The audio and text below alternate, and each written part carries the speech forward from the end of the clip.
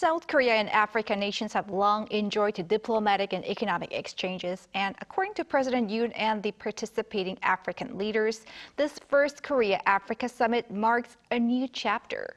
For a closer look, here is our correspondent Kim Do-yeon.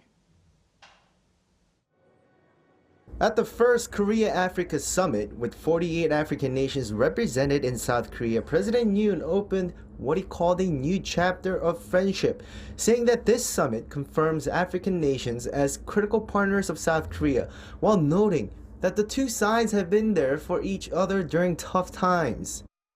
1950년 6.25 전쟁이 발발하자 아프리카는 파병과 물자 지원을 통해 대한민국의 자유민주주의 수호에 기여해 주었습니다.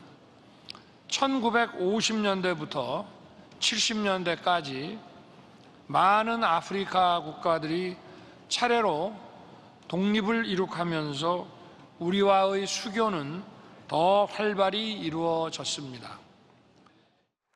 He also noted that the summit opens a new chapter in relations. African Union Chair and Mauritania's President Mohammed Ould Ghazouani opened the response from African nations, showing his hope for enhanced cooperation.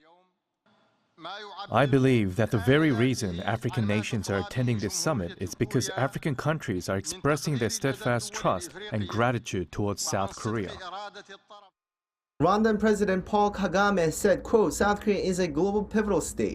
Africa is a global pivotal continent. This summit should have happened sooner. South Korea needs to share its experience of success, while Africa has a lot of must-learns from South Korea." And the Central African Republic president said, "We request South Korea to develop human resources for the conservation and development of Africa's vast forests. We hope for mutual growth between Korea and Africa through decarbonization."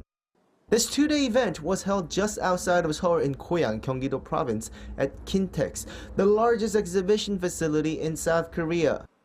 This is the biggest multilateral summit that the Yoon administration has hosted. It was much anticipated after President Yoon himself announced the plan to host the inaugural summit back in late 2022.